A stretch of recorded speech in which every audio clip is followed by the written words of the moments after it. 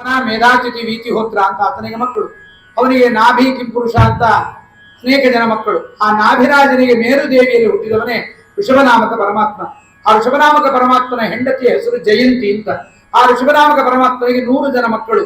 ಆ 100 ಜನ ಮಕ್ಕಳಲ್ಲಿ ಶ್ರೇಷ್ಠ ಜ್ಯೇಷ್ಠ ಭರತರಾಜ. ಅವನ ಹೆಸರಿನಿಂದಲೇ ನಮಗೆ ಭಾರತ ಅಂತ ನಾಮಕರಣವಾಗಿದೆ.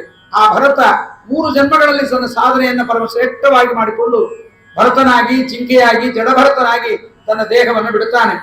ಅಂತ ಭರತನ ಜೊತೆಗೆ ಒಂದಿಷ್ಟು ಜನ 9 ಜನ ಮಹಾಜ್ಞಾನಿಗಳು, ಕವಿ, ಹರಿ, ಅಂತರಿಕ್ಷ, ಪ್ರಬುದ್ಧ, ವಿಪ್ಪಲಾಯನ, ಆವಿರ್ಹೋತ್ರ, ಧ್ರುವಿಲ, ಚಮಸ, ಕರಭಾಜನ ಅಂತ ಇವರಿಗೆ ಜಯಂತಿ ದೇವಿಯ ಮಕ್ಕಳಾದ್ರಿಂದ ಭರತನಿಗೆ ಜಾಯಂತೇಯ ಅಂತ ಬರಲಿಲ್ಲ. ಈ 9 ಜನರಿಗೆ ಜಾಯಂತೇಯರು ಅಂತ ಹೆಸರು ಬಂತು. ಅವರೊಮ್ಮೆ ನಿಮಿರಾಜನ ಮನೆಗೆ ಬರ್ತಾರೆ, ವಿದೇಹರಾಜನ ಮನೆಗೆ ಬರ್ತಾರೆ.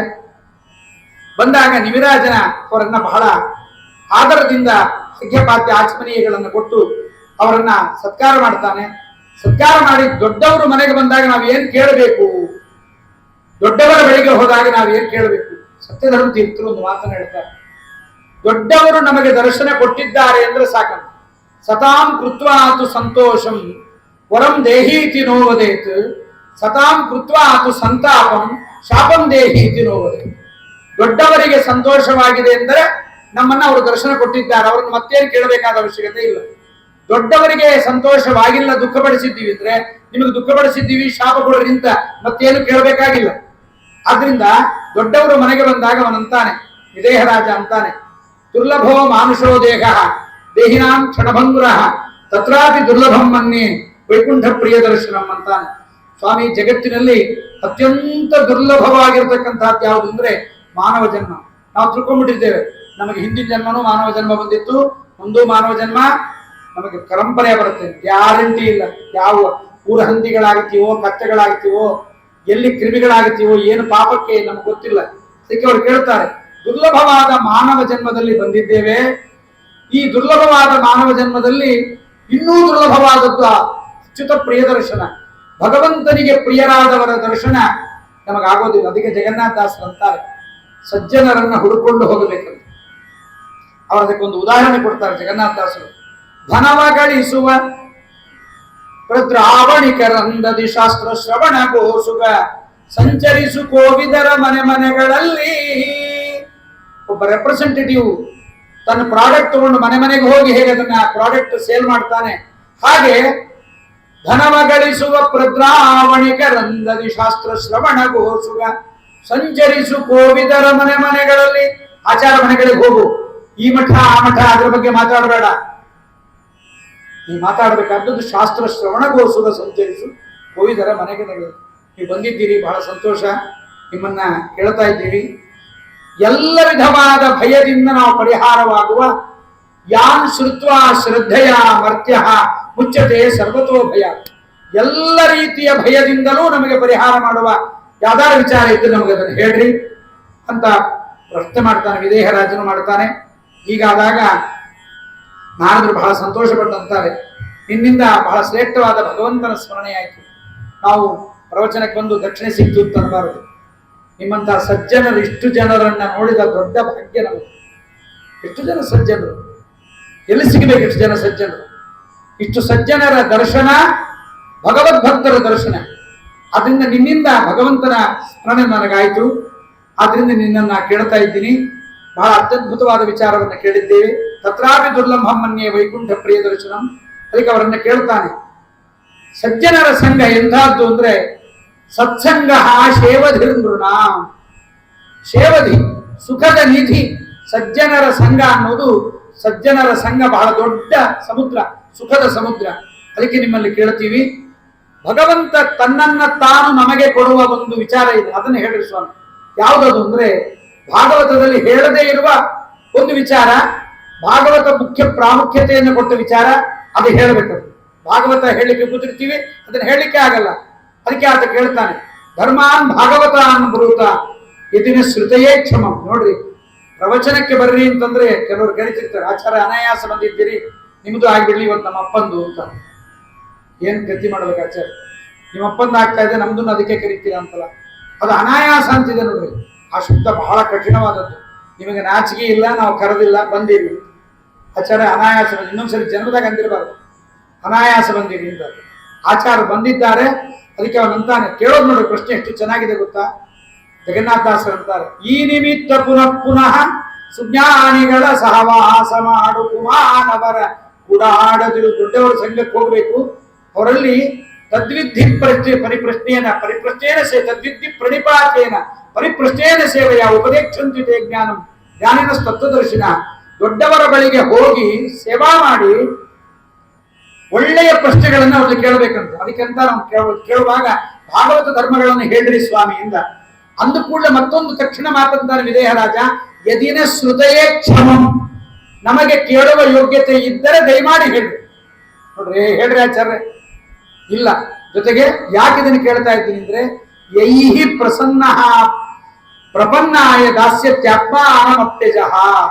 ಭಗವಂತ ಈ ಭಾಗವತ ಧರ್ಮಗಳನ್ನು ಕೇಳಿದರೆ ನೋಡಿ ನಮ್ಮ ಧರ್ಮ ಹೇಗಿದೆ ಅಂತಂದ್ರೆ ಬಹಳ ಚೆನ್ನಾಗಿ ಹೇಳ್ತಾರೆ. ಭಾಗವತ ಧರ್ಮಗಳ ಬಗ್ಗೆ ಹೇಳ್ತಾರೆ. ಧರ್ಮ ಮಾಡ್ರಿ ಬಿಡ್ರಿ, ಆಚರಣೆ ಮಾಡ್ರಿ ಬಿಡ್ರಿ, ಕೇಳ್ರಿ ಪುಣ್ಯ ಕೊಡ್ತೀನಿ ಅಂತ ಅಂದೇವ್ರು.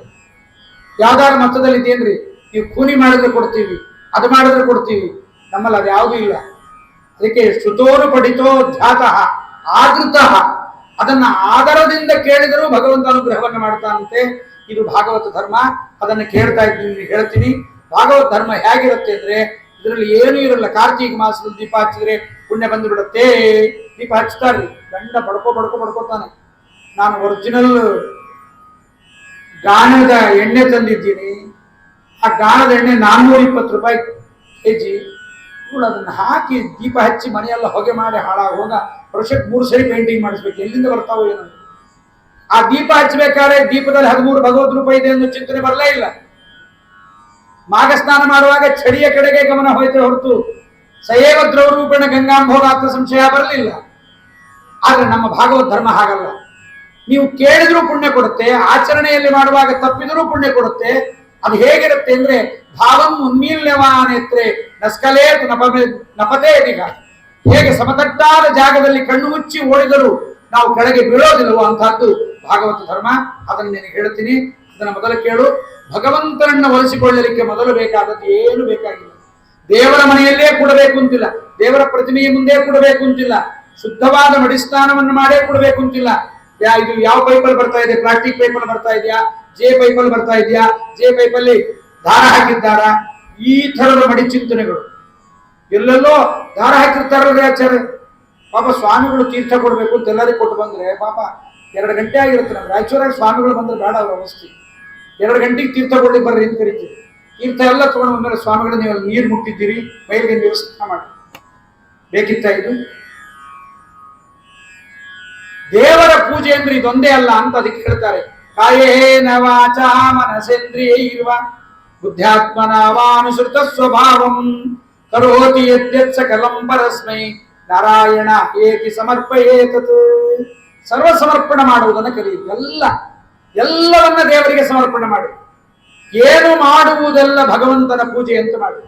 ಅದು ಪಾಪವಾಗಿರಲಿ ಪುಣ್ಯವಾಗಿ. ಕೆಲವರಿಗೆ ಹಾಗಲ್ಲ, ಪಾಪ ನಾನು ಮಾಡ್ತೇನೆ, ಪುಣ್ಯ ದೇವರು ಮಾಡಿಸ್ತಾನೆ. ಹಾಗಾದ್ರೆ ಪಾಪ ಮಾಡ್ಲಿಕ್ಕೆ ಶಕ್ತಿ ಇದ್ದ ನೀನು ಪುಣ್ಯ ಯಾಕೆ ಮಾಡ್ಲಿಕ್ಕೆ ಆಗಲ್ಲ? ಕೆಲವರು ಹೇಳ್ತಾನೆ, ಇಲ್ಲ ಪುಣ್ಯ ದೇವರು ಮಾಡಿಸ್ತಾನೆ, ಪಾಪ ನಾನು ಮಾಡ್ತೇನೆ. ಇಲ್ಲ, ದ್ವಂದ್ವಕ್ಕೆ ಶ್ರೀನಿವಾಸನೆ ಕರ್ತೃ ಎಂದವ ಉತ್ತಮ. ಎರಡೂ ಭಗವಂತನೇ ಮಾಡಿಸ್ತಾನೆ. ಪಾಪ ಮಾಡುವ ಯೋಗ್ಯತೆಯೂ ನಮ್ಮಲ್ಲಿಲ್ಲ, ಪುಣ್ಯ ಮಾಡುವ ಯೋಗ್ಯತೆ ಇಲ್ಲ. ಆದ್ರಿಂದ ದೇವರ ಪೂಜೆಯಲ್ಲಿ ಮಾಡಿಬಿಟ್ರೆ, ದೇವರ ಮನೆಯಲ್ಲಿ ಕೂತು ಸಾಲಿಗ್ರಾಮ ತೊಳೆದು ಬಿಟ್ರೆ ಆಮೇಲೆ ಏನ್ ಬೇಕಾದ್ರೂ ಅನಾಚಾರ ಮಾಡ್ಬೋದಿಲ್ಲ. ನೀ ಮಾಡುವ ದೈನಂದಿನ ಕಾಯ ದೇಹದಿಂದ ಆಗುವ ಕೆಲಸ, ವಾಚ ಮಾತಾಡುವ ಮಾತು, ಮನಸ್ಸ ಇದು ಇಂದ್ರಿಯಗಳಿಂದ ಆಗುವ ಕೆಲಸ, ಎಲ್ಲವನ್ನ ಭಗವಂತನಿಗೆ ಸಮರ್ಪಣೆ ಮಾಡಬೇಕು. ಅದಕ್ಕೆ ನಮ್ಮಲ್ಲಿ ರಾತ್ರಿ ಡೈರಿ ಬರೆಯುವ ಪದ್ಧತಿ ಇಟ್ಟಿದ್ದಾರೆ. ರಾತ್ರಿ ಮಲಗುವಾಗ ಒಮ್ಮೆ ಇದನ್ನು ಹೇಳಬೇಕಂತ ಬಹಳ ಚೆನ್ನಾಗಿ ಹೇಳ್ತಾರೆ. ಪ್ರಾತಃ ಪ್ರಭೃತಿ ಸಾಯಾಂತಂ ಸಾಯಾದಿ ಪ್ರಾತರಂ ತಥ ಯತ್ಕರೋಮಿ ಯದಶ್ನಾಮಿ ಯಜ್ಜುಹೋಮಿ ದದಾಮಿ ಯತ್ ತಪಸ್ಯಾಮಿ ಗೋವಿಂದ ತತ್ಪುರುಷ ತುದರ್ಪಣ. ನಾನು ಏನು ಕೊಟ್ಟೆ, ಏನು ತಗೊಂಡೆ, ಏನು ನೋಡಿದೆ, ಏನು ಮಾತಾಡಿದೆ. ಬೆಳಗ್ಗೆಯಿಂದ ನಾನು ಅಂತ ಮಾತಾಡಿದ್ದೇನೆ ಹೊರತು ನೀನು ಅಂತ ಮಾತಾಡಿಲ್ಲ. ಅದಕ್ಕೆ ಸ್ವಾಮಿ ನಿಮ್ಗೆ ಒಂದು ಹೇಳ್ತೀನಿ, ಅದನ್ನು ಅನುಗ್ರಹ ಮಾಡಿಬಿಡು. ಇವಾಗೆಲ್ಲ ಕಂಪ್ಯೂಟರ್ ಅಲ್ಲಿ ಅಕ್ಷರದ ಮಿಸ್ಟೇಕ್ ಮಾಡಿದ್ದು, ಟೈಪ್ ಮಿಸ್ಟೇಕ್ ಮಾಡಿದ್ರೆ ಅಲ್ಲಿ ಒಂದು ಕಮಾಂಡ್ ಇರುತ್ತೆ. ಎ ಇದ್ದ ಜಾಗದಲ್ಲಿ ಬಿ ಹಾಕು ಅಂದ್ರೆ ಎಲ್ಲ ಎ ತೆಗೆದು ಬಿಗೆ ಹಾಕುತ್ತೆ. ಅದಕ್ಕೆ ಪುರಂದಾಸ್ ಅಂತಾರೆ, ಸ್ವಾಮಿ ನಾನಂದದ್ದೆಲ್ಲ ನೀನ ಆಗಲು ದೇವ. ನಾನು ಅಂತಂದದ್ದೆಲ್ಲ ನೀನು ಅಂತ ಮಾಡ್ಕೊಂಡ್ಬಿಡು. ನಾನಾ ನೀ ನಾನಾನ ಅಂದೆ ನೀ ಅಂತ ಮಾಡ್ಕೊಂಡ್ಬಿಡು, ಎಲ್ಲ ನೀ ಮಾಡಿಸಿದ್ದು ಅಂತ. ಹೀಗೆ ಬೆಳಗಿನಿಂದ ಸಂಜೆಯ ತನಕ ಆದ ಎಲ್ಲ ಕೆಲಸಗಳು ಭಗವತ್ ಪೂಜೆಯೇ ಹೊರತು ಕೇವಲ ದೇವರನ್ನ ತೊಳೆದದ್ದು ಮಾತ್ರ, ದೇವರಿಗೆ ಗಂಧ ಹಚ್ಚಿದ್ದು ಮಾತ್ರ ಅಲ್ಲ. ನಿನ್ನ ದೇಹಕ್ಕೆ ಸ್ನಾನ ಮಾಡಿದ್ದು ದೇವರಿಗೆ ಅಭಿಷೇಕ.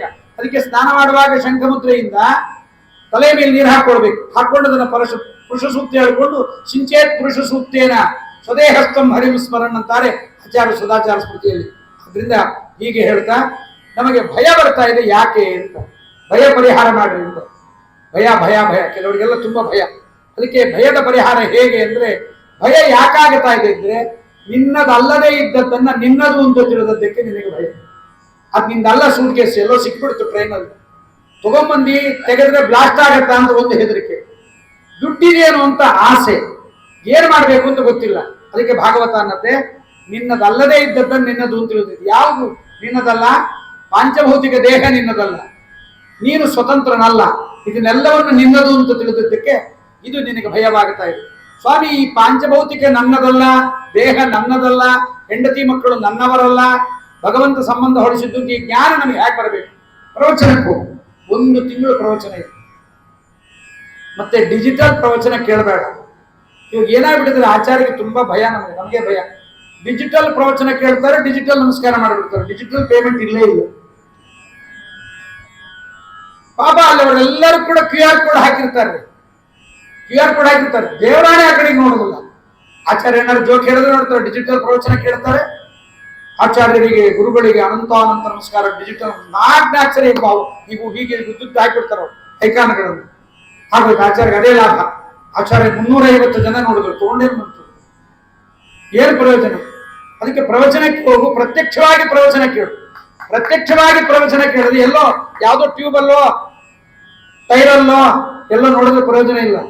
ಅದಕ್ಕೆ ಹೇಳ್ತಾರೆ, ಶೃಣ್ವನ್ ಸುಭದ್ರಾಣಿ ರಥ ಅಂಗಪಾಣೇ ಜನ್ಮಾನಿ ಕರ್ಮಾಣಿ ಚ ಯಾನಿ ಲೋಕೆ ಗೀತಾನಿ ನಾಮಾನಿ ತದರ್ಥಕಾನಿ ಗಾಯಂ ವಿಲಜ್ಜ ವಿಚರೇದ ಸಂಗಃ. ಭಗವಂತನ ಕಥೆಯನ್ನ, ಪರಮ ಮಂಗಳವಾದದ್ದು ಭಗವಂತನ ಕಥೆ, ಭದ್ರವಾದದ್ದು, ಪರಮ ಭದ್ರವಾದದ್ದು ಭಗವಂತನ ಕಥೆ. ಭದ್ರ ಅಂದ್ರೆ ಮಂಗಳಮಯವಾದ ಭಗವಂತನ ಕಥೆಗಳನ್ನು ಕೇಳ್ತಾ ಅವನ ಜನ್ಮ, ಅವನು ಮಾಡಿದ ಕರ್ಮಗಳು, ಅವನ ಗುಣಗಳು, ಇವುಗಳ ಶ್ರವಣವನ್ನು ಮಾಡ್ತಾ ಅವನ ಕಥೆಗಳನ್ನ ಹೆಸರಿಸಿ ಗುರುತಿಸಿಕೊಡುವ ಆ ನಾಮಗಳು ಕೇಶವ, ದಾಮೋದರ, ಅಚ್ಯುತ, ಶ್ರೀಧರ, ಮಾಧವ ಎನ್ನುವ ಹೆಸರುಗಳನ್ನು ಹೇಳಿದಾಗ ಭಗವಂತ ಈ ಮಹಿಮೆಗಳನ್ನು ಮಾಡಿದ್ದಾನೆ ಎನ್ನುವ ಜ್ಞಾನವನ್ನು ನೀವು ಪಡ್ಕೊಂಡು ವಿಚರೇದ ಸಂಗಃ, ಎಲ್ಲೂ ಫಲಾಪೇಕ್ಷೆಯನ್ನು ಮಾಡದೆ ಪ್ರವಚನವನ್ನು ಕೇಳಿ ನೀನು ಈ ರೀತಿಯ ಆಗಲ್ಲ ಆಚಾರ್ಯ. ಫಲಾಪೇಕ್ಷೆ ಇಲ್ಲದೆ ಇರ್ಲಿಕ್ಕಾಗಲ್ಲ. ಅದಕ್ಕೆ ಭಾಗವತದಲ್ಲಿ ಮುಂದೆ ಬಹಳ ಚೆನ್ನಾಗಿ ಹೇಳ್ತಾರೆ, ಭಗವದ್ಭಕ್ತರು ಯಾರು ಎಂಬುದನ್ನ ಹೇಳುವಾಗ ಭಾಗವತೋತ್ತಮರು ಯಾರು ಅಂತ ಹೇಳ್ತಾ ಹೋಗ್ತಾರೆ. ಯಾರು ಭಗವದ್ಭಕ್ತರು ಅಂತಂದ್ರೆ ಬಹಳ ಸುಂದರವಾದ ಒಂದು ಮಾತು ಹೇಳ್ತಾರೆ. ಗೃಹೀತ್ವಾ ಪಿಂದ್ರಿಯೈರರ್ಥಾನ್ ಯೋಗದ್ವೇಷ್ಟಿ ನ ಹುರಿಷ್ಯತಿ ವಿಷ್ಣೋರ್ ಮಾಯಾ ನಿಮಾಂ ಪಶ್ಯನ್ ಸವೈ ಭಾಗವತೋತ್ತಮ. ಭಾಗವತೋತ್ತಮ ಅಂದ್ರೆ ಯಾರು ಅಂದ್ರೆ ದೇವರು ಏನೇನು ಕೊಡ್ತಾನೆ ವಿಷಯಗಳ ಭೋಗ ಮಾಡ್ತಾ ಇರ್ತಾರೆ. ಇದನ್ನ ಬೇಡ ಅನ್ನಲ್ಲ, ಇದನ್ನ ಬೇಕು ಅನ್ನೋದು. ಇದೇ ಬೇಕು, ಇದು ಬೇಡ ಅನ್ನೋದು. ನಾವು ಹಾಗಲ್ಲ. ದುಃಖ ಬೇಡ, ಸುಖವೇ ಬೇಕು. ಸುಖದಲ್ಲೂ ಬಹಳ ಪ್ರಯಾರಿಟಿ ಇರುತ್ತೆ ನಮ್ಗೆ, ಇಂಥ ಸುಖವೇ ಬೇಕು ಅಂತ. ಅದಕ್ಕೆ ಹೇಳ್ತಾರೆ, ಗೃಹೀತ್ವಾಪಿ ಇಂದ್ರಿಯೈರರ್ಥಾನ್, ಅನೇಕ ವಿಷಯಗಳನ್ನು ಸ್ವೀಕಾರ ಮಾಡ್ತಾನೆ. ಏನ್ ಬರುತ್ತೋ ಅದನ್ನೆಲ್ಲವನ್ನ ಸ್ವೀಕಾರ ಮಾಡ್ತಾನೆ. ಇದು ಬೇಡ, ಇದು ಬೇಕು, ಇದನ್ನು ದ್ವೇಷ ಮಾಡೋದು, ಇದನ್ನು ಸಂತೋಷ ಪಡೋದು ಅವನಲ್ಲಿಲ್ಲ. ಎಲ್ಲವೂ ಭಗವಂತನ ಇಚ್ಛೆ. ವಿಷ್ಣೋರ್ ಮಾಯಾಮಿಮಾಂ ಪಶ್ಯನ್ ಸವೈ ಭಾಗವತೋತ್ತಮ ಅಂತ ಹೇಳ್ತಾ ಮತ್ತೊಂದು ಭಾಗವತ ನಮಗೆ ಹೇಳಿಕೊಡುತ್ತೆ. ತುಂಬಾ ಸುಂದರವಾದ ಮಾತು. ನಾವು ಜೀವನದಲ್ಲಿ ಅನೇಕ ದುಃಖಗಳನ್ನು, ನಾನಾ ತರದ ದುಃಖಗಳನ್ನು ಅನುಭವಿಸ್ತೀವಿ, ಸುಖಗಳನ್ನು ಅನುಭವಿಸ್ತೀವಿ. ಸುಖ ದುಃಖ ಇಲ್ಲದೆ ಇರತಕ್ಕಂಥ ಒಂದು ಸ್ಥಿತಿಗಳು ಕೆಲವೊಮ್ಮೆ ಇರ್ತವೆ. ಇದೆಲ್ಲ ಹೇಗೆ ಇದನ್ನ ಅರ್ಥ ಮಾಡಿಕೊಳ್ಳಬೇಕು ಅಂದಾಗ ಅವನೊಬ್ಬ ಭಾಗವತೋತ್ತಮನ ಲಕ್ಷಣವನ್ನು ಹೇಳ್ತಾ ಬಹಳ ಚೆನ್ನಾಗಿ ಹೇಳ್ತಾರೆ. ನಮಗೆ ದುಃಖವಾದರೆ ದುಃಖದ 100% ಭಾಗ ನಮಗೆ ಆಗಲ್ವಂತ. ಹಾಗಾದ್ರೆ ಆಚಾರ್ಯ ನಿಮ್ ಕೈ ಹೀಗಿಡ್ರಿ, ಸುತ್ತಿಗೆ ಹೊಡಿತೀವಿ, ಯಾರಿಗಾಗತ್ತೆ? ಒಳ್ಳೆ ಜಾಮೂನ್ ತಿಂದ್ರೆ ಯಾರಿಗೆ ಸಂತೋಷ ಆಗುತ್ತೆ? ಶಾವಿಗೆ ಪಾಯಸ ತಿಂದ್ರೆ ಯಾರಿಗೆ ಸಂತೋಷ ಆಗುತ್ತೆ? ನಮಗೆ ಅಲ್ವಾ? ಇದು ಕಾಣಿಸೋದು ನಮಗೆ ಅಲ್ವಾ? ಇಲ್ಲ ಮತ್ತೆ ಭಾಗವತ ನಿಮಗಲ್ಲ. ದುಃಖ ನಿಮಗಾಗ್ತಾ ಇಲ್ಲ, ಸುಖವೂ ನಿಮಗಾಗ್ತಾ ಇಲ್ಲ. 100% ದುಃಖವೂ ನಿಮಗಾಗ್ತಾ ಇಲ್ಲ, 100% ಸುಖವೂ ನೀವು ಅನುಭವಿಸ್ತಾ ಇಲ್ಲ. ಯಾಕೆ? ಬಹಳ ಚೆನ್ನಾಗಿ ಹೇಳುತ್ತೆ. ನಿಮ್ಮ ದೇಹದಲ್ಲಿ ನಿಯಾಮಕರಾಗಿ 24 ಜನ ತತ್ವಾಭಿಮಾನಿ ದೇವತೆಗಳಿದ್ದಾರೆ. ಅದರಂತೆ ದೈತ್ಯರು ತತ್ವಾಭಿಮಾನಿಗಳಾಗಿ ನಮ್ಮ ದೇಹದಲ್ಲಿದ್ದಾರೆ. ದುಷ್ಟ ಕಾರ್ಯವನ್ನ ಮಾಡಿಸಿದ್ರಿಂದ ಬರುವುದೇನು? ಪಾಪ ಕಾರ್ಯವನ್ನು ಮಾಡಿಸಿದ್ರಿಂದ ಬರುವುದು ದುಃಖ, ಪುಣ್ಯ ಕಾರ್ಯವನ್ನು ಮಾಡಿಸಿದ್ರಿಂದ ಬರುವುದು ಸುಖ. ಈ ಪುಣ್ಯ ಕಾರ್ಯ ಮಾಡಿಸಿದಾಗ, ನಮ್ಮಿಂದ ದೇವತೆಗಳು ಮಾಡಿಸಿದಾಗ ನಮಗೆ ಪುಣ್ಯ ಬರುತ್ತೆ. ಆ ಪುಣ್ಯ ಮಾಡಿಸಿದ್ಯಾರು? ಅದಕ್ಕೆ ನಾವು ಬೆಳಗ್ಗೆ ಎದ್ದು ಕೂಡಲೇ ಹೇಳ್ತೀವಿ, ನಮೋಸ್ತು ತಾತ್ವಿಕಾ ದೇವಾ ವಿಷ್ಣು ಭಕ್ತಿ ಪರಾಯಣ ಧರ್ಮ ಮಾರ್ಗೇ ಪ್ರೇರೆಂತು. ಸ್ವಾಮಿ, ನಿಮಗೆ ಪುಣ್ಯದ ಲೋಭ, ನಿಮಗೆ ಪುಣ್ಯ ಬರಬೇಕು ಅಂದ್ರೆ ನಮ್ಮನ್ನ ಪುಣ್ಯ ಮಾರ್ಗದಲ್ಲಿ ನಡೆಸಬೇಕು. ಅವರಿಗೆ ಪ್ರಾರ್ಥನೆ. ತತ್ವಾಭಿಮಾನಿಗಳ ಉತ್ತರ ಪಾಲಿಸುವುದು. ಎತ್ತಿ ಕರವ ಮುಗಿವೆ ಈ ಕ್ಷಣದಲ್ಲಿ, ಕೈ ಮುಗಿದು ಕೇಳ್ತೀನಿ ನಮ್ಮನ್ನ ಧರ್ಮ ಮಾರ್ಗದಲ್ಲಿ ನಡೆಸಿರಿ ಅಂತ. ಹಾಗೆ ನಾವು ಅಧರ್ಮ ಕೆಲಸಗಳನ್ನು ಮಾಡಿದಾಗ ಆ ಅಧರ್ಮದಲ್ಲಿ ಪಾಪ ಏನು ಬರುತ್ತೆ, ಅಧರ್ಮದಿಂದ ಆ ಪಾಪದ ದುಃಖ ಯಾರಿಗೆ ಅಂದ್ರೆ ಕಲಿಗೆ ಹೋಗುತ್ತದೆ. ನೋಡ್ರಿ, ತಿಳ್ಕೋಬೇಕು. ಇದನ್ನು ತಿಳ್ಕೊಂಡ್ರೆ ಅವನೇ ಭಾಗವತೋತ್ತಮ. ದುಃಖದಲ್ಲಿ ಪಾಪದ ಭಾಗ ದೈತ್ಯನೇ ಆದ ಕಲಿಗೆ. ಅದಕ್ಕೆ ಸರ್ವಸಮರ್ಪಣ ಗದ್ಯದ ಕೊನೆಯಲ್ಲಿ ರಾಘವೇಂದ್ರ ಸ್ವಾಮಿಗಳು ಈ ಒಂದು ರಹಸ್ಯವನ್ನ ಬಿಚ್ಚಿಕೊಡ್ತಾರೆ. ನಾವು ಪಾಪಗಳನ್ನ ಮಾಡಿದ್ದನ್ನ ಕಲಿಗೆ ಸಮರ್ಪಣೆ ಮಾಡಬೇಕು. ಕಲಿಗೆ ಇದು ನಿನ್ನಿಂದ ಆಯ್ತು ಅಂತ. ಹಾಗೆ ಮಾಡುವುದರಿಂದ ಪರಮಾತ್ಮ ಪಾಪ ಪುಣ್ಯಗಳನ್ನ ಅರ್ಪಿಸಿದರೆ ಏನ್ ಮಾಡ್ತಾನೆ ಅಂದ್ರೆ, ಸಜ್ಜನರ ಪಾಪವನ್ನ ತಗೊಂಡು ಹೋಗಿ ದುರ್ಜನರಿಗೆ ಕೊಡ್ತಾನೆ. ಈ ಪಾಪ ಪುಣ್ಯಗಳನ್ನು ಅರ್ಪಣೆ ಮಾಡಿದವನಿಗೆ ದುರ್ಜನರು ಮಾಡಿದ ಪುಣ್ಯ ಏನಾದ್ರು ಇದ್ರೆ ಅದನ್ನು ಸಜ್ಜನರಿಗೆ ತಂದು ಕೊಡ್ತಾನೆ. ತುಂಬಾ ವಿಚಾರ ಇದೆ ಇದರಲ್ಲಿ. ಹಾಗಾಗಿ ನಾವು ಮಾಡಿದ ಪಾಪ ಪುಣ್ಯಗಳಲ್ಲಿ ಭಾಗ ತತ್ವಾಭಿಮಾನಿ ದೇವತೆಗಳಿಗೆ ಉಂಟು, ತತ್ವಾಭಿಮಾನಿ ದೈತ್ಯರಿಗೂ ಉಂಟು ಅಂತ ಯಾರು ತಿಳಿಯುತ್ತಾನೆ, ಜನ್ಮಾಪ್ಯಯ ಕ್ಷುದ್ಭಯ ತರ್ಷಕೃತ್ರೈಹಿ ಸಂಸಾರ ಧರ್ಮೈರ ವಿಮುಖ್ಯಮಾನ.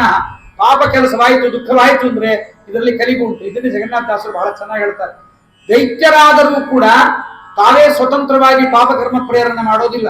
ಜಗನ್ನಾಥದಾಸರು ಹೇಳ್ತಾರೆ, ಕಲಿಯ ಮೊದಲಾದ ಕಿಲ ದಾನವರೊಳಗೆ, ಕಲಿಯ ಮೊದಲಾದ ಕಿಲ ದಾನವರೊಳಗೆ ಬ್ರಹ್ಮ ಭವಾದಿಗಳು ನಿಯಾಮಕರಾಗಿ ಹರಿಯಾಜ್ಞೆಯಲ್ಲಿ ಅವರವರ ಕಲುಷ ಕರ್ಮವ ಮಾಡಿಸಿ ವನರು ಹೇಕ್ಷಣನಿಗರ್ಪಿಸುತ್ತ ನಿಶ್ಚಲ ಸುಭಕ್ತಿ ಜ್ಞಾನ ಪೂರ್ಣರು ಸುಖಿಮರವರೊಳಗೆ. ಒಂದು ಉದಾಹರಣೆ, ದ್ರೌಪದಿ ದೇವಿಯ ಸೆರಗನ್ನ ಹಿಡಿದು ಎಳೆಯುವ ಸಾಮರ್ಥ್ಯ ದುಶ್ಯಾಸನಿಗೆ ಉಂಟಾ ಅಂತ ಒಂದು ಪ್ರಶ್ನೆ. ದೇವರ ಹಣೆ ಸಾಧ್ಯ ಇಲ್ಲ. ಆದರೆ ದುಶ್ಯಾಸನನ ಒಳಗೆ ಸ್ವಯಂ ವಾಯುದೇವರು ಕೂತು ದುಶ್ಯಾಸನನ ಕೈಯಲ್ಲಿ ದ್ರೌಪದಿ ದೇವಿಯ ಸೆರಗನ್ನ ಎಳೆಸಿ ಹೊರಗಡೆ ಕೂತ್ಕೊಂಡು ನಿನ್ನ ಎದೆಯನ್ನು ಸೀಳ್ತೀನಿ ಅಂತ ಸಂಕಲ್ಪ ಮಾಡಿ, ಇಲ್ಲಿ ಎದೆಯನ್ನು ಸೀಳ್ತೀನಿ ಅಂತ ಸಂಕಲ್ಪ ಮಾಡೋದಕ್ಕಿಂತ ಇವಾಗಲೇ ಹೊಡಿಬೋದಾಗಿತ್ತಲ್ರಿ. ಹರಿಯಾಜ್ಞೆಯಲ್ಲಿ ಅವರವರ ಕಲುಷ ಕರ್ಮವ ಮಾಡಿಸಿ ಎಂತ ಟಾಪಿಕ್ ಜಗನ್ನಾಥದಾಸ್. ಹರಿಯಾಜ್ಞೆಯಲ್ಲಿ ಪರಮಾತ್ಮನ ಆಜ್ಞಾ ಉಂಟು. ಈಗ ಇವನು ಈ ಪಾಪ ಮಾಡಬೇಕು ಅಂತ ಭಗವಂತನ ಇಚ್ಛೆ ಇದೆ, ಅವನು ಮಾಡಬೇಕು, ಕೊಲ್ಲಬೇಕು ಅಂತ ಇಚ್ಛೆ ಇಲ್ಲ.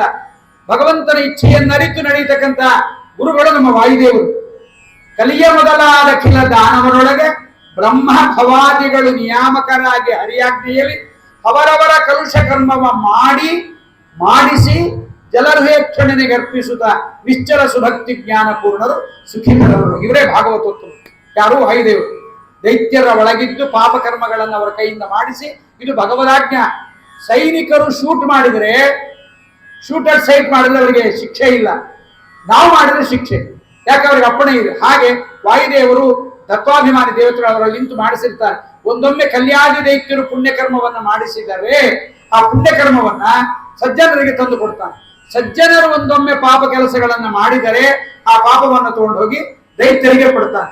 ಇದು ಪುಣ್ಯ ಪಾಪಗಳು ಹೆಂಗೆ ಹಾಳಾಗೋಗ್ಬಿಡ್ತವೆ, ಪುಣ್ಯ ಹೆಂಗ್ ಕಳೆದೋಗ್ಬಿಡುತ್ತೆ, ಪಾಪ ಹೆಂಗ್ ಕಳೆದೋಗ್ಬಿಡುತ್ತೆ ಅಂದ್ರೆ ಈ ಪದ್ಧತಿ. ಇದನ್ನು ಯಾರು ತಿಳಿದು ಭಗವಂತ ಇದನ್ನು ಮಾಡಿಸ್ತಾನೆ ಅಂತ ತಿಳಿತಾನೋ ಅವನೇ ಭಾಗವತ ಉತ್ತಮನಾಗಿರ್ತಕ್ಕಂಥವನು ಅಂತ. ಮತ್ತು ಭಾಗವತೋತ್ತಮ ಯಾರು ಅಂತ ಹೇಳ್ತಾರೆ, ಬಹಳ ದೊಡ್ಡ ವಿಚಾರವೇ. ನಯಸ್ಯ ಜನ್ಮಕರ್ಮಾಭ್ಯಾಂ ನವರ್ಣಾಶ್ರಮಾದಿಭಿ ನವರ್ಣಾಶ್ರಮ ಜಾತಿಭಿ ಚರ್ಚತೆಸ್ಮಿನ್ ಅಹಂಭಾವ ದೇಹೇ ವೈ ಸಹರೇ ಪ್ರಿಯ. ದೇವರಿಗೆ ಪ್ರಿಯ ಅಂದ್ರೆ ಯಾರು? ದೊಡ್ಡ ಅಂಗರಾಕ್ಷತೆ ಹಚ್ಕೊಂಡವರ, ದೊಡ್ಡ ಶಾಲು ಹೊತ್ತುಕೊಂಡವರ, ದೊಡ್ಡ ಚಿತ್ರಾವತಿ ಇಟ್ಟವರ, ದೊಡ್ಡ ಅಗಲದ ಮಡಿ ಹೊತ್ತುಕೊಂಡವರ, ಯಾರು ದೇವರಿಗೆ ಪ್ರಿಯ? ಭಾಗವತ ಹೇಳುತ್ತೆ. ನಮ್ಮ ರಾಯರು ದೊಡ್ಡ ಭಾಗವತೋತ್ತಮರು. ಹೇಗೆ ಅಂತ ಹೇಳ್ತಾರೆ, ಪೃಷ್ಠ ಪರಾರ್ಧೆ ವ್ಯಥಿತೇಷು ದುಃಖಿತ ವಿದ್ಯಾರ್ಥ ರೂಪ ಜನ್ಮಾದ್ಯೈಹಿ ಮಾನಸ್ತಂಭ ವಿವರ್ಜಿತ. ರಾಯರ ಗುಣ ಹೇಳ್ತಾರೆ. ವಿದ್ಯೆಯಿಂದ ಅಹಂಕಾರ, ಒಂದೆರಡು ಮಾತಾಡಲಿಕ್ಕೆ ಬಂದ್ರೆ ಸಾಕ್ರಿ, ಅಹಂಕಾರ ನಾನು ಸಮಾನ ಹೇಳ್ತಾರೆ. ರೂಪ ಸ್ವಲ್ಪ ಮೂಗು ಸರಿಯಾಗಿ ಇದ್ರೆ ಸಾಕು, ಸ್ವಲ್ಪ ಸ್ವಲ್ಪ ತಿಳಿ ಬಣ್ಣ ಇದ್ರೆ ಸಾಕು.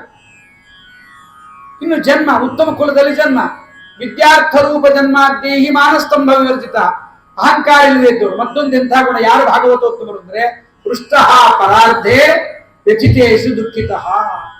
ಸಜ್ಜನರಿಗೆ ದುಃಖ ಬಂದ್ರೆ ತಾನೂ ದುಃಖದಲ್ಲಿ ಪಾಲ್ಗೊಂಡು ಆ ಸಜ್ಜನರ ದುಃಖವನ್ನು ಪರಿಹಾರ ಮಾಡ್ತಾ, ಸಜ್ಜನರಿಗೆ ಸಂತೋಷವಾದರೆ ತಾನೂ ಸಂತೋಷ ಪಡುವುದು.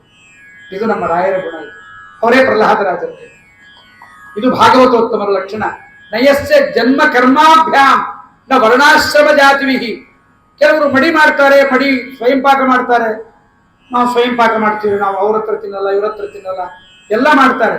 ಆದ್ರೆ ಸ್ವಯಂ ಪಾಕ ಮಾಡಿ ಊಟ ಮಾಡಿ ತಿನ್ನುವಾಗ ಕತ್ತಿಗಳು ನಾಯಿಗಳು ತಿನ್ನಂಗೆ ತಿಂತಾವೆ. ಏನು ಅವಕ್ಕೆ ಉದ್ಧಾರ ಆಗ್ತಾವೆ? ನೀನು ವರ್ಣಾಶ್ರಮ ಧರ್ಮಗಳನ್ನು ಆಚರಣೆ ಮಾಡೋದು ನಿನ್ನ ಉದ್ಧಾರಕ್ಕೆ ಮಾಡ್ತೀಯಾ, ಉದ್ಧಾರಕ್ಕೆ ಮಾಡ್ತೀಯ? ಮಡಿ ಮೈಲಿಗೆ ಉಪವಾಸ ವ್ರತ ನೇಮಗಳು ಮಡಿ ಉಟ್ಕೊಂಡ್ಬಿಟ್ರೆ ಆಯ್ತೇನು? ಬಾವಿ ನೀರು ಕುಡಿದ್ರೇನು? ಎಲ್ಲಿಂದ ನೀರು ಎಲ್ಲಿಂದ ಬಂದಿತ್ತೇನು? ಇನ್ನೊಬ್ಬರನ್ನ ತಿರಸ್ಕಾರ ಮಾಡಿಕೊಂಡು ವರ್ಣಾಶ್ರಮ ಧರ್ಮಗಳನ್ನು ಮಾಡಿದ ಪ್ರಯೋಜನ ಇಲ್ಲ. ಅದಕ್ಕೆ ನಮ್ಮ ಜಾಯಂತೇಯೋಪಾಖ್ಯಾನದಲ್ಲಿ ಅಂತಾರೆ, ಹರಿ ಅಂತರಿಕ್ಷರಂತಾರೆ, ನಾವು ವರ್ಣಾಶ್ರಮ ಜಾತಿವಿಹಿ. ನಾವು ಮಾಡುವ ಕರ್ಮ ಧರ್ಮಗಳು ಯಾತಕ್ಕೆ ಮಾಡ್ತೀವಿ? ಕರ್ಮ ನಿರ್ಹಾರ ಉದ್ದೇಶ್ಯ ಪರಸ್ಮಿನ್ ವಾತ ದರ್ಪಣಂ ಯಜೇದ್ಯಷ್ಟವ್ಯ ಮಿತಿ. ಭಾಗವತ 3ನೇ ಸ್ಕಂದ ಅನ್ನತ್ತೆ. ದೇವರಲ್ಲಿ ನಾವು ಮಾಡುವುದು ಯಾತಕ್ಕೆ ಅಂದ್ರೆ ಸ್ವಾಮಿ ನನ್ನ ಪಾಪಕರ್ಮಗಳು ನಾಶವಾಗಲಿಕ್ಕೆ ಈ ಮಡಿ ಮೈಲಿಗೆ ಆಚಾರ ವಿಚಾರಗಳ ಹೊರತು ಏನ್ರಿ ಅಂಗಾರ ಇಲ್ಲ, ಅಕ್ಷತಿ ಇಲ್ಲ ಹಣೆ ಮೇಲೆ, ಸುಮ್ಮನೆ ಬೈಯೋದು. ಅವ್ರು ಏನೋ ಒಂದು ಗುಣ, ಪ್ಯಾಂಟ್ ಹಾಕೊಂಡಿರ್ತಾರೆ, ಅಂಗಿ ಹಾಕೊಂಡಿರ್ತಾರೆ, ಚೂಡಿದಾರ್ ಹಾಕೊಂಡಿರ್ತಾರೆ, ಅದು ಹಾಕೊಂಡಿರ್ತಾರೆ, ಇದು ಹಾಕೊಂಡಿರ್ತಾರೆ. ನಿನ್ನ ನೀನು ನೋಡ್ಕೊ, ನಿನ್ನ ಧರ್ಮ ಎಷ್ಟು ಮಾಡ್ತಾ ಇದ್ದೀನಿ. ನೀ ಮಾಡುವ ಧರ್ಮ ಯಾತಕ್ಕೆ? ಇನ್ನೊಬ್ಬರಿಗೋಸ್ಕರವಾಗಲ್ಲ. ಯಾರು ಜಾತಿಯಿಂದ, ವರ್ಣದಿಂದ, ವರ್ಣಾಶ್ರಮದಿಂದ, ಜನ್ಮ ಕರ್ಮಗಳಿಂದ ತಾನು ಉತ್ತಮ ಎಂಬತಕ್ಕಂಥ ಅಹಂಕಾರ ಯಾರಿಗೆ ಬರೋದಿಲ್ಲವೋ, ತನ್ನ ದೇಹ ಉತ್ತಮ ಅಂತ ಯಾರಿಗೆ ಅಹಂಕಾರ ಬರೋದಿಲ್ಲವನೇ ಭಗವಂತನಿಗೆ ಪರಮ ಶ್ರೇಷ್ಠವಾಗಿರ್ತಕ್ಕಂಥವನು ಅಂತ ನಿರೂಪಣೆ ಮಾಡ್ತಾರೆ. ಮತ್ತೊಂದು ಹೇಳ್ತಾರೆ, ತ್ರಿಭುವನ ವಿಭವ ಹೇತುವಿಹಿ ವಿಕುಂಠ ಸ್ಮೃತಿವಿಹಿ ಅಜೇಷ ಸುರಾದಿವಿರ್ ವಿಮೃಗ್ಯಾತ್ ನಚಲತಿ ಭಗವತ್ ಪದಾರವಿಂದಾತ್ ಲವ ನಿಮಿಷಾರ್ಧ ಭೀಸ್ಮ ವೈಷ್ಣವಾಗ್ರಹ. ಯಾರ ಭಾಗವತೋತ್ವ ಅಂದ್ರೆ ಭಗವಂತನ ಪಾದಾರವಿಂದಗಳಲ್ಲಿ ಲವ ನಿಮಿಷ, ಒಂದು ಕ್ಷಣಕಾಲವೂ ಯಾರ ಮನಸ್ಸು ವಿಯೋಗವಾಗೋದಿಲ್ಲವೋ ಅವರೇ ಭಾಗವತೋತ್ತಮರು ಅಂತ. ಇಂಥ ಅನೇಕ ವಿಚಾರಗಳನ್ನ ಜಾಯಂತೋಪಾಖ್ಯಾನ ಹೇಳಿದ್ದಾರೆ. ಟೈಮ್ ಆಗೋಯ್ತು, ಆದ್ದರಿಂದ ಶ್ರೀಪಾದಂಗಳವರ ಉಪನ್ಯಾಸ ಕೇಳಬೇಕು. ಬರೀ ಗುಬ್ಬಿ ಚಿಚ್ಚಿ ಅಂದ್ರೆ ಏನು ಬಂತು? ಕೋಗಿಲೆ ಕೂಗನ್ನು ಕೇಳಬೇಕು. ಆದ್ರಿಂದ ಬರೀ ಗುಬ್ಬಿ ಚಿಚ್ಚಿ ಅಂದ್ರೆ ಪ್ರಯೋಜನ ಇಲ್ಲ. ಕೋಗಿಲೆ ಕೂದಲನ್ನು ಒಂದು ಇಷ್ಟು ಕೂಗನ್ನು ನಾವು ಕೇಳೋಣ. ಈ ಒಂದು ಶ್ರೇಷ್ಠವಾದ ಅಧಿಕ ಮಾಸದ ಈ ಒಂದು ಸಂದರ್ಭದಲ್ಲಿ ಒಂದು ಅವಕಾಶವನ್ನು ಕೊಟ್ಟು ನಾವು ಅದನ್ನೇ ಕೇಳಬೇಕ್ರಿ. ನಾವು ಉದ್ಧಾರ ಮಾಡ್ಲಿಕ್ಕೆ ಬಂದಿಲ್ಲ, ಉದ್ಧಾರ ಆಗ್ಲಿಕ್ಕೆ ಬಂದಿದ್ದೇವೆ. ಇಂಥ ಒಂದು ಶ್ರೇಷ್ಠವಾದ ವಿಚಾರವನ್ನ ಕೇಳಲಿಕ್ಕೆ ಶ್ರೀಪಾದಂಗಳವರು ಸಹಿತ ಬಾಲಕನ ಕಲಭಾಷೆ ಜನನಿಯು ಕೇಳಿ ಸುಖಪಡುವಂತೆ ಕೂತು ಆನಂದವಾಗಿ ಕೇಳಿದ್ದಾರೆ. ಅವರಿಗೂ ಸಹಿತ ನನ್ನ ಮೊದಲು ನುಡಿಗಳನ್ನು ಕೇಳಿದ್ದಕ್ಕೆ ಕೃತಜ್ಞತೆಗಳನ್ನು ಅರ್ಪಣೆ ಮಾಡ್ತಾ, ಹೇಳಿದ್ರಲ್ಲಿ ಒಂದಷ್ಟು ಉತ್ತಮ ಧರ್ಮಗಳಿದ್ದರೆ ಆಚರಣೆ ಮಾಡಿ ಭಗವಂತನ ಆ ಸೇವೆಯನ್ನು ಮಾಡಿದರೆ ಭಗವಂತ ನನಗೊಂದಿಷ್ಟು, ನೀವು ಮಾಡಿದ ಪುಣ್ಯಕರ್ಮದಲ್ಲಿ ನನಗೊಂದಿಷ್ಟು ಲಾಭ ಬರುತ್ತೆ. ಅದಾಗ್ಲಿ ಅಂತ ಪ್ರಾರ್ಥನೆ ಮಾಡ್ತಾ ಶ್ರೀ ಕೃಷ್ಣಾರ್ಪಣಮಸ್ತು. ಹರೇ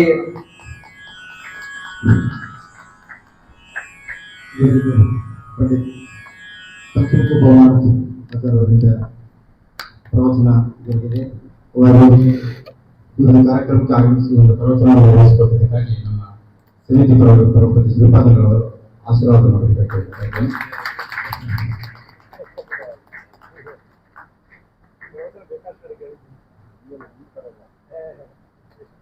ಆಚಾರ್ಯ ಮತ್ತೊಮ್ಮೆ ಜನರ ಚಪ್ಪಾಳೊಂದಿಗೆ ಈಗ